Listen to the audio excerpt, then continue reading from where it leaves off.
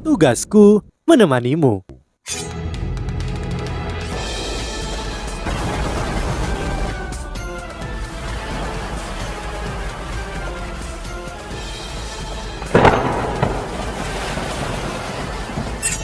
Hai sahabat Pasuk, kembali lagi bersama alur cerita versi novel Solen 2 Sekte Tang yang tak tertandingi. Jangan lupa like, subscribe, dan nyalakan tanda lonceng. Mari kita lanjutkan.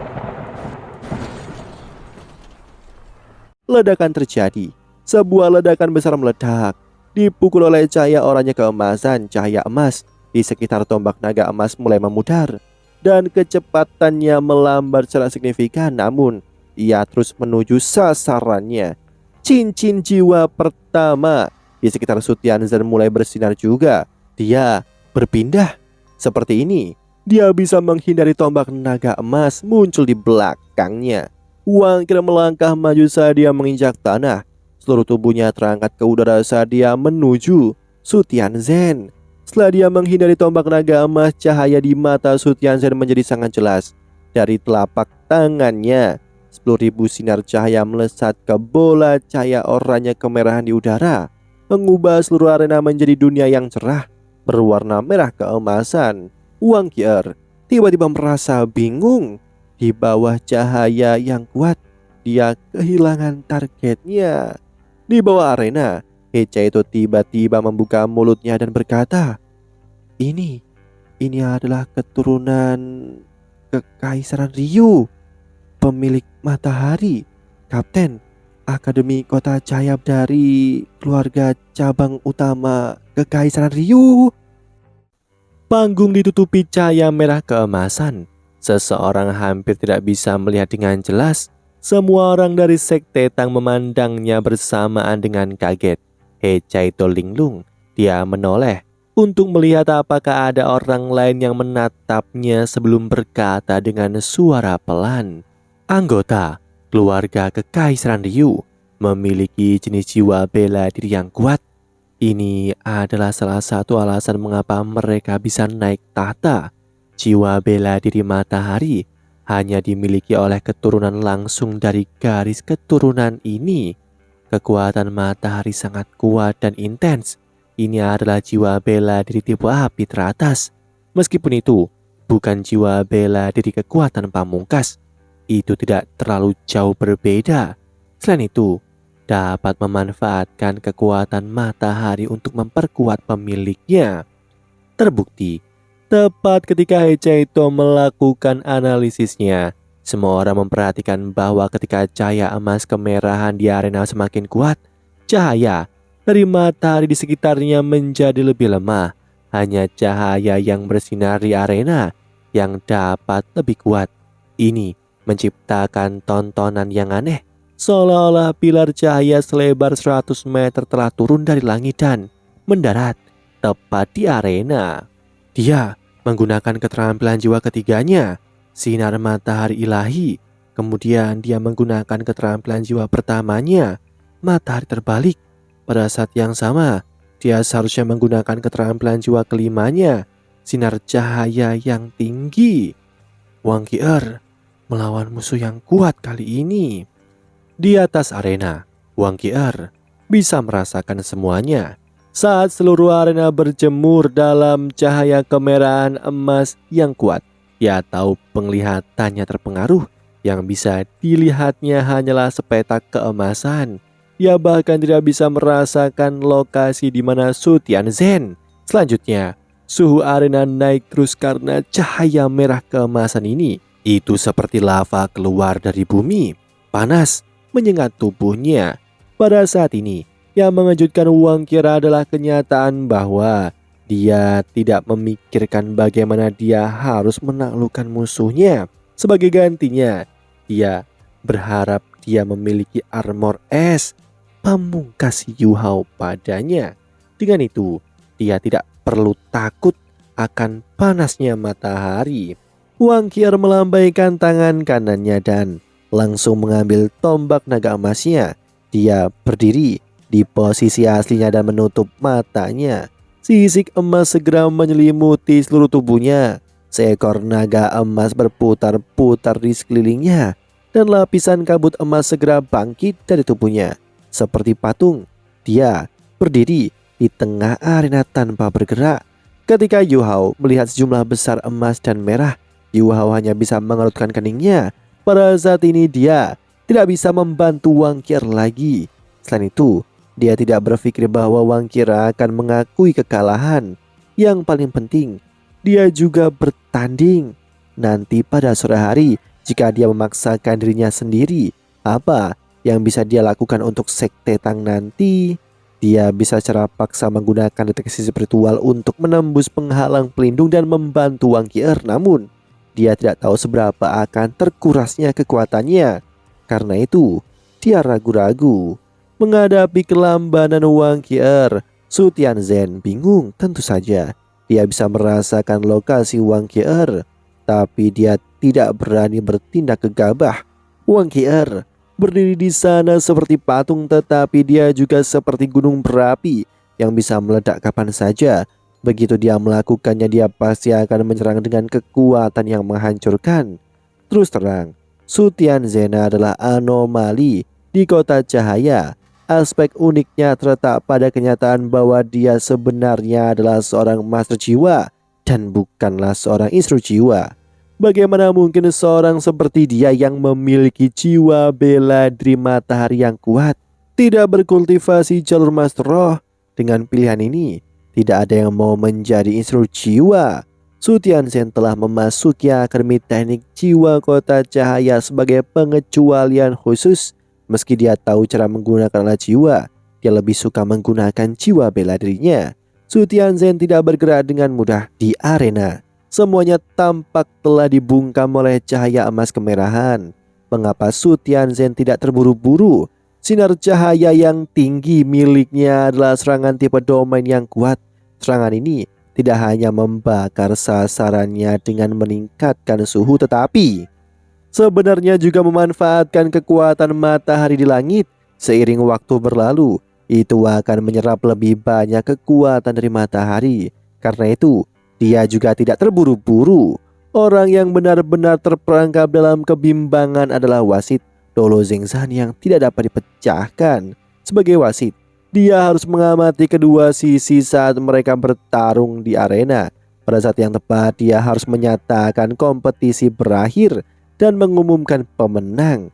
Biasanya dia tidak akan diserang oleh serangan apapun, namun di hadapan dengan keterampilan jiwa tipe domain ini, tidak ada tempat di mana dia bisa melarikan diri. Bagaimana ia bisa menilai apa yang sedang terjadi? Lebih jauh lagi, dia tidak bisa secara paksa menahan penindasan dari kekuatan jiwa tipe domain. Jika tidak, Su Tianzhen akan terpengaruh. Tak berdaya, instru jiwa kelas 9 yang kuat ini hanya bisa menanggung efek dari serangan tipe domain. Dengan kultivasinya yang mencengangkan, dia tidak akan terluka, tetapi juga bukan perasaan yang baik untuk dipanggang hidup-hidup. Semua orang, baik di arena maupun di luar, sangat tegang. Tim dari Akademi Kota Cahaya berdiri untuk menyaksikan. Mereka tahu bahwa jika Su Tianzhen kalah, mereka akan benar-benar selesai. Cahaya kuning kemerahan bersinar di arena turnamen. Sudah ada lebih dari 1 menit berlalu. Tidak ada yang tahu apa yang terjadi di arena karena cahaya, tetapi logam cair merah gelap mengalir ke bagian dalam penghalang pelindung, dan panas yang hebat menyebabkan banyak gelombang terbentuk di atasnya. Jika bahkan logamnya mencair, orang bisa tahu betapa mengerikannya suhu di arena ini. Yu Hao pada akhirnya tidak membantu Wang Qier. Dia percaya pada kemampuannya. Pada saat yang sama ia melakukannya untuk Sekte Tang. Dia adalah anggota dari Sekte Tang, dan meskipun kemuliaan Shrek adalah penting, dia adalah master jiwa tipe kontrol utama dari Sekte Tang juga. Jika dia tidak bisa mengambil bagian dalam turnamen 8 besar dengan kekuatan penuh, bagaimana jika rekan satu timnya terluka setelah masuk ke 8 besar? Kesalahan apapun mungkin membebani seluruh kompetisi. Bahkan jika Wang Qier kalah, ia masih memiliki rekan satu tim lainnya. Yu Hao mengepalkan tangan kanannya tanpa sadar. Tiba-tiba pada saat ini pemandangan di arena mulai berubah. Cahaya emas kemerahan yang intens mulai berkontraksi dengan kecepatan yang mencengangkan. Semua orang sekarang bisa melihat bahwa lantai arena sepenuhnya merah, merah cerah dengan cahaya perlahan-lahan surut ke satu titik menjadi lebih dan lebih misterius. Itu mulai berputar dan berputar intens, membentuk sebuah riak. Ini adalah bentuk Su Tianzhen bisa dilihat. Kedua telapak tangannya menjangkau ke langit dan dia memegang matahari kecil, namun matahari telah berubah menjadi merah tua. Di tubuhnya, cahaya dari cincin jiwa keenamnya bersinar terang.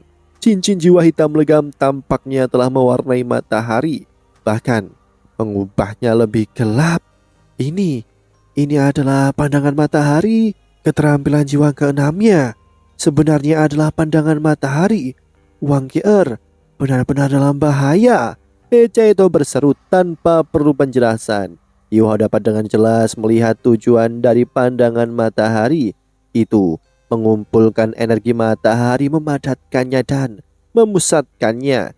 Cahaya emas kemerahan terkonsentrasi pada satu titik. Tanpa ragu, disitulah Wang Qier berdiri.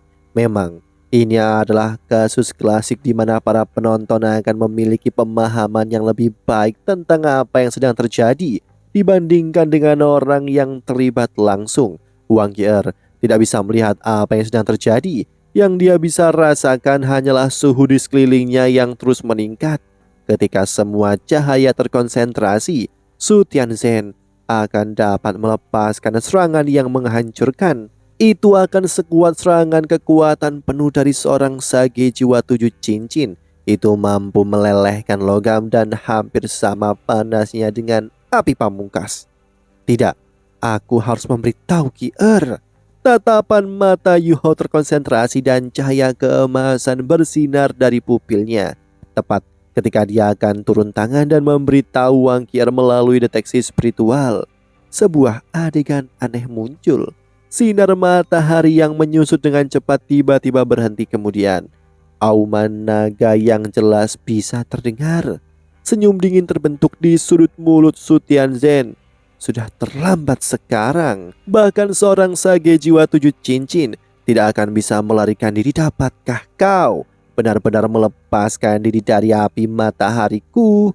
Ekspresi dingin melintas di mata Su Tianzhen. Mata Yu Hao tertutup dan kekuatan spiritual yang tak berbentuk menembus penghalang pelindung. Kekuatan spiritualnya habis pada tingkat yang luar biasa. Namun saat kekuatan spiritualnya memasuki arena, dia segera membuka matanya terkejut. Cahaya keemasan di matanya memudar dan ekspresi yang tak terkira melintas di wajahnya. Cahaya akhirnya terkonsentrasi pada satu titik. Tubuh ramping Wang Qier bisa dilihat. Sudah kubilang, pergi dan matilah. Su Tianzhen berteriak intens, seolah-olah dia sudah melihat tubuh Wang Qier meleleh dan meledak di bawah tatapan atau pandangan mataharinya. Setelah mereka kehilangan Wang Qier, dia tidak percaya bahwa tim dari Akademi Strike bisa mengancamnya lagi. Tidak perlu bersembunyi, aku tidak akan membunuhmu. Dari perspektif Su Tianzhen, Wang Qier seharusnya tidak memiliki cara untuk menahan serangannya. Namun, tombak naga emas panjangnya menusuk langsung ke langit. Semua sinar matahari terkonsentrasi berkumpul di sekitar tubuhnya. Kemudian cahaya terang yang luar biasa mulai bersinar. Itu tidak menusuk mata seperti sebelumnya, sebaliknya itu menyilaukan dan bersinar. Pakaian Wang Qier hilang, namun dia saat ini memiliki lapisan marmer emas di atasnya yang sangat menarik. Aura yang menakutkan bisa dirasakan dari tubuhnya dan rambutnya yang biru pucat berterbangan di belakangnya. Dia tampak lebih agung dan misterius.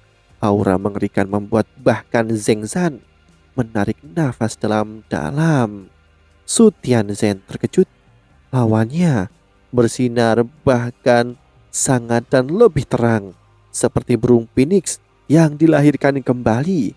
Apa yang sebenarnya sedang terjadi? Aku tahu, kata Yu Hao. Baru saja ketika kekuatan spiritualnya menembus penghalang pelindung, dia bisa langsung merasakan aura Wang Qi'er meningkat dengan cepat. Karena itu, dia tidak memutuskan untuk membantunya dengan deteksi spiritualnya. Sekarang, ketika dia melihat Wang Qi'er, dia mengerti apa yang sedang terjadi. Guru sebelumnya menyebutkan bahwa Dewa Naga mandi di esensi bulan matahari yang kemudian menciptakan naga emas dan naga perak. Naga emas mewarisi kecemerlangan matahari yang akhirnya menjadi kekuatan pamungkas, sedangkan naga perak menyerap kecemerlangan bulan yang akhirnya menjadi multi elemen. Kekuatan naga emas berasal dari kecemerlangan matahari yang juga merupakan sumber kekuatan matahari. Karena itu, bagaimana mungkin dia bisa takut api dari matahari? Jiwa bela diri Su Tianzhen adalah matahari yang merupakan pelengkap terbaik baginya. Ini telah memungkinkan kekuatannya sendiri meningkat. Menurut pendapatku, Qi'er tidak hanya mendapatkan kembali seluruh kekuatannya, tetapi kekuatannya sekarang juga mencapai puncak yang belum pernah terjadi sebelumnya. Kekuatan jiwa secara keseluruhan bahkan mungkin telah meningkat ke titik di mana yang tidak kita bayangkan. Guru yang disebut Yu Hao secara alami merujuk pada Penatua Mu'en. Hanya Penatuamu yang memiliki begitu banyak pengetahuan. Tidak ada yang tahu jika Dewa Naga ada, namun sejarah benua ini memiliki banyak catatan tentang naga emas dan naga perak. Mencoba mengalahkan naga emas dengan kekuatan matahari itu sama seperti menuangkan minyak ke api. Bebe tersenyum dan berkata, pengetahuan adalah kekuatan. Wang Qi'er mencengkram tombak naga emasnya dan berjalan menuju Su Tianzhen. Kakinya ditutupi dengan marmer emas, berjalan cepat di atas permukaan tanah yang hampir sepenuhnya meleleh menjadi genangan logam. Namun dia tidak menunjukkan tanda-tanda ketidaknyamanan. Ketika Su Tianzhen akhirnya bereaksi, matahari kecil di telapak tangannya bersinar dengan cahaya. Sinar matahari ilahi lainnya mendarat di Wang Qi'er. Wang Qi'er tidak punya niat untuk menghindar. Cahaya kemerahan emas menyebar ke seluruh armor emasnya. Semua yang dilakukan oleh lawannya adalah membuatnya lebih mengkilap. Kamu, Wang Qi'er berkata dengan jelas, aku tidak akan membunuhmu. Dan aku harus berterima kasih padamu karena semakin menyempurnakan kekuatan dalam darahku. Jiwa bela diriku adalah naga emas, dan itu baru dimurnikan pada saat ini. Kekuatan jiwaku meningkat satu tingkat juga. Jika kamu ingin terus meningkatkan kekuatan jiwaku, kamu dapat terus menyerangku. Terima kasih. Wajah Su Tianzhen berubah pada saat ini. Dia menyadari keadaan aneh yang dia alami. Jiwa bela dirinya sendiri akan semakin memperkuat jiwa bela diri lawannya. Selain itu adalah jalan satu arah. Ketika serangannya mendarat pada lawannya, itu seperti memberinya tonik. Oh, sialan. Cahaya dari matahari padam. Su Tianzhen menatap Wang Qi'er dengan serius. Banyak ekspresi berbeda berkibar di wajahnya. Pada saat ini, tidak ada pihak yang menyerang. Doulo yang tidak bisa dipecahkan tidak bisa menyatakan bahwa putaran telah berakhir, namun semua orang bisa tahu bahwa babak aneh ini memang telah berakhir. Aku menyerah, kata Su Tianzhen dengan kepala tertunduk.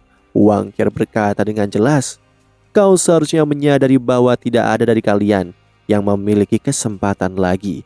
Untuk ronde babak individu dalam kondisiku saat ini, aku bahkan bisa mengalahkan seorang sagi jiwa 7 cincin. Ya, Su Tianzhen tiba-tiba mengangkat kepalanya, matanya dipenuhi dengan penyesalan. Wang Qi'er, ya, karena kultivasi dan darahnya telah dimurnikan dan diperkuat. Wang Qi'er dalam suasana hati yang sangat baik. Dia juga menjadi lebih sabar. Andai saja kamu seorang laki-laki, aku akan melakukan semua yang aku bisa untuk mengejarmu dan menjadi gadismu, seru Su Tianzhen saat dia mengepalkan tinjunya. Ekspresi kegembiraan di wajah Wang Qi'er membeku. Doulo Zhengzhan yang akan mengumumkan hasil kompetisi tersandung dan hampir jatuh ke genangan logam cair panas yang merupakan lantai arena saat ini. Para siswa dari Akademi Teknik Jiwa Kota Cahaya semua menutup wajah mereka. Lun Jun membungkuk. Dia tidak berani memandang kaptennya yang aneh. Su Tianzhen dengan cepat berdiri tegak dan menatap Zheng Zan yang menatapnya seolah-olah dia orang asing dan berkata, "Aku mengakui kekalahan. Tim kami mengakui kekalahan. Kami tidak akan bertarung lagi." Dengan itu dia berbalik dan berjalan keluar arena. Tepat ketika semua orang bernafas lega, Su Tianzhen tiba-tiba berhenti dan berbalik untuk melihat Wang Qier dan berkata, "Wang Qier, apakah kamu yakin kamu bukan pria yang sedang menyamar sebagai seorang gadis?" Wang Qier mencengkram tombak naga emasnya dengan erat dan berkata dengan gelap, "Aku menyadari keputusanku tidak membunuhmu adalah kesalahan besar. Sampai jumpa." Su Tianzhen berkata sambil berlari pergi tanpa ragu-ragu.